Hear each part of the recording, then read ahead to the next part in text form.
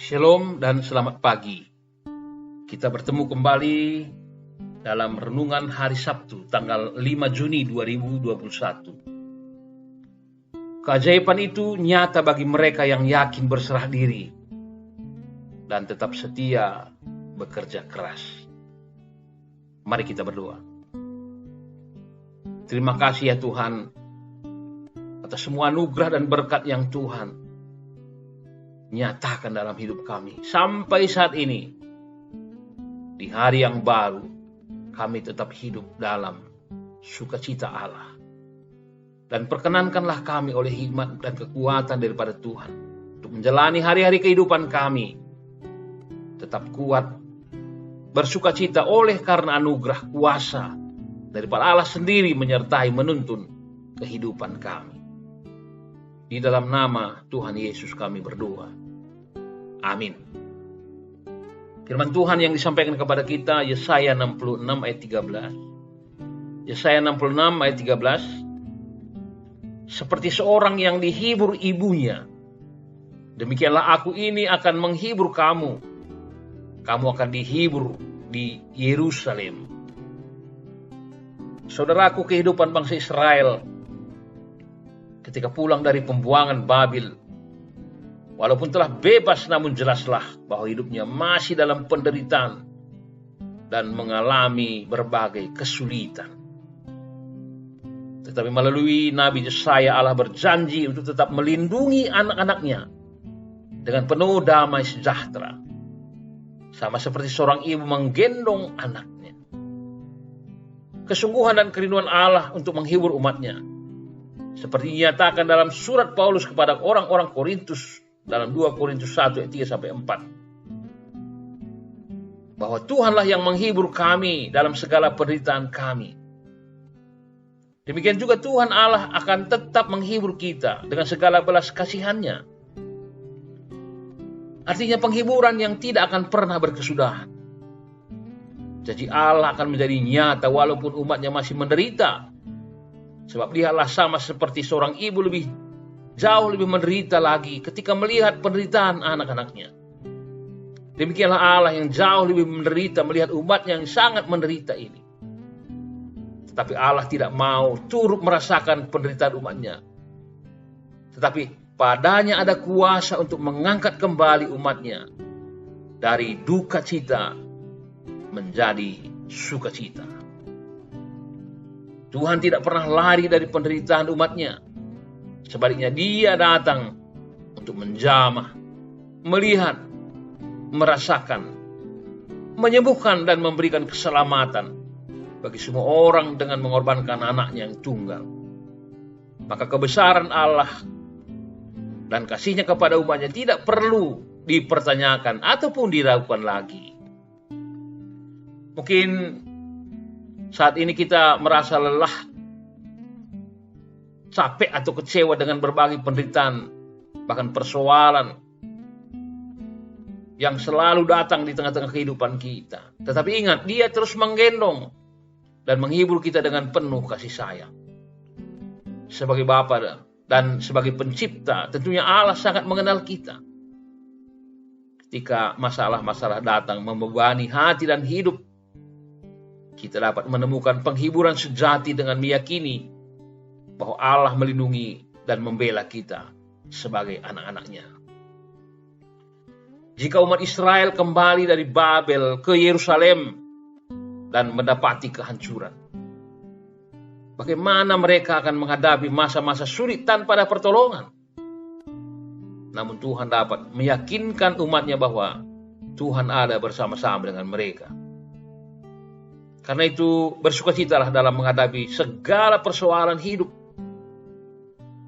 Jika ingin merasakan betapa nikmatnya berada dalam palungan Tuhan yang penuh dengan kasih. Jangan lihat beratnya kondisi hidup. Jangan lihat bagaimana kemampuan dalam menghadapinya. Tetapi lihatlah betapa besarnya kasih Allah. Dan bagaimana rencana Tuhan yang indah bagi masa depan kita. Tentunya inilah nilai yang besar untuk diperjuangkan dalam menciptakan semua anggota keluarga agar hidup bersatu hati dan hidup takut akan Tuhan. Sebab bila Tuhan menjadi kepala rumah tangga kita, maka berkat kehidupan tercurah selalu. Dan kita akan bersaksi, keluargaku adalah surgaku. Amin.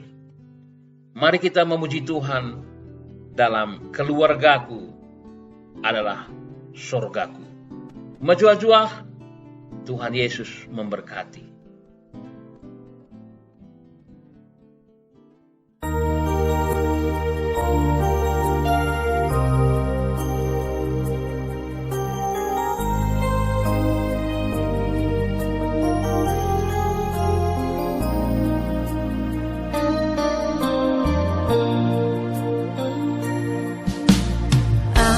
Dan seisi rumahku akan selalu menyembah-Mu, Tuhan dan Rajaku, di dalam kasih karunia-Mu yang hidup saling melayani dan melayani-Mu. Aku dan seisi rumahku akan selalu menyembah-Mu, Tuhan dan Rajaku, di dalam kasih karunia-Mu yang hidup saling melayani dan melayani-Mu. Bila Tuhan menjadi kepala rumah ini, maka berkat kehidupan tercurah selalu. Datanglah kerajaan-Mu, jadilah kehendak-Mu, ku alami setiap waktu. Keluargaku adalah surgaku.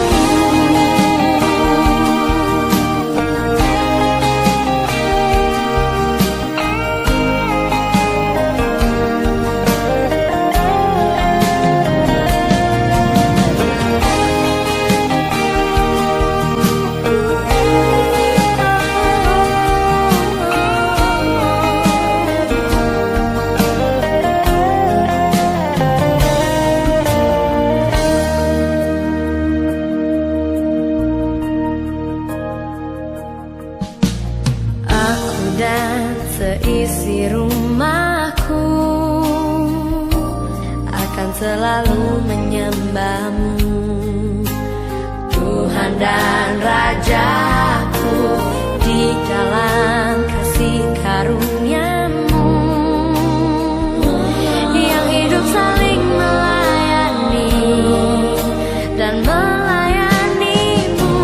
Bila Tuhan menjadi kepala rumah ini, maka berkat kehidupan tercurah selalu.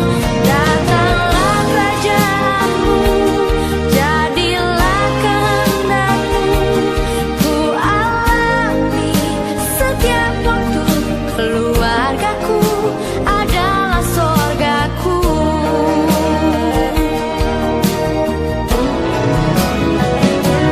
Bila Tuhan menjadi kepala rumah ini, maka berkat kehidupan tercurah